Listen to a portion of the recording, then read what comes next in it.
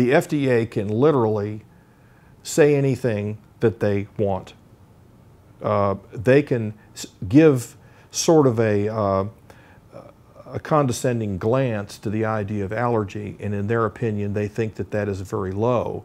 The numbers that were actually presented to the 06 panel were in the range of 6%. The ADA's own representative to the panel told us that the allergy to mercury in the general population was 6%. Now, based on his own analysis of the literature that he presented to the panel. And so you think to yourself, no wait, 6% of 200 million Americans maybe who have amalgams, or whatever that number happens to be. We actually did a study of that, myself and another biostatistician. We did a study looking at the number of Americans that had amalgams. We think it's around 220 million people. So if it's 200 million people and you've got a 6% allergy to that, you have to define what you mean by 6% allergy, whether it's an immediate hypersensitivity or delayed. You can put an amalgam in a kid, first time probably pretty good, second time you do it, problems. Maybe it's immediate, maybe it's delayed. Maybe the patients don't drop dead over the hitching post or pass out in the parking lot.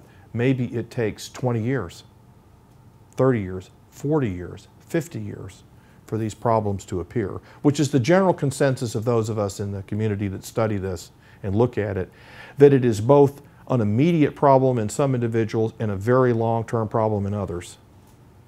For the most part, on balance, it is probably a very long time bioaccumulative effect over many, many, many years, either from the current amalgams that you have or ones that are replaced and continue the process or are additive to it. So the problems may not show up until much, much later in life. But I do understand your question. I got a little bit away from that, which was how can they, knowing that there is this significant number of out there representing allergy, how could they continue to write a regulation that just ignores that and just say every label on every medical device says do not use if there's allergy.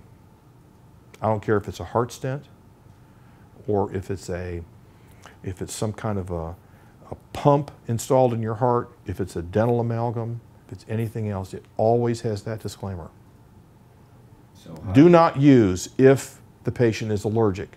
So you stand before your patients and say, okay patients, how many of you are allergic to amalgam? How many hands do you think are going to go up? They have no idea. Patients have no idea whatsoever whether they're allergic to it or not. It may show up immediately, it may show up years later. And so therefore, how do you know what's going on with these patients, whether it's toxicity, allergy, or some other energetic or electrical component to the product? So how does FDA, shall we say, get away with this? And the fact of the matter is, they'll just say, well, we think allergy is less than 1%, based on the data that we've looked at. And so at the meeting, you know, I offered a calculation of what 1/2 of 1% would be in the American population. And by any standard, CDC would be in their trucks with the suits on.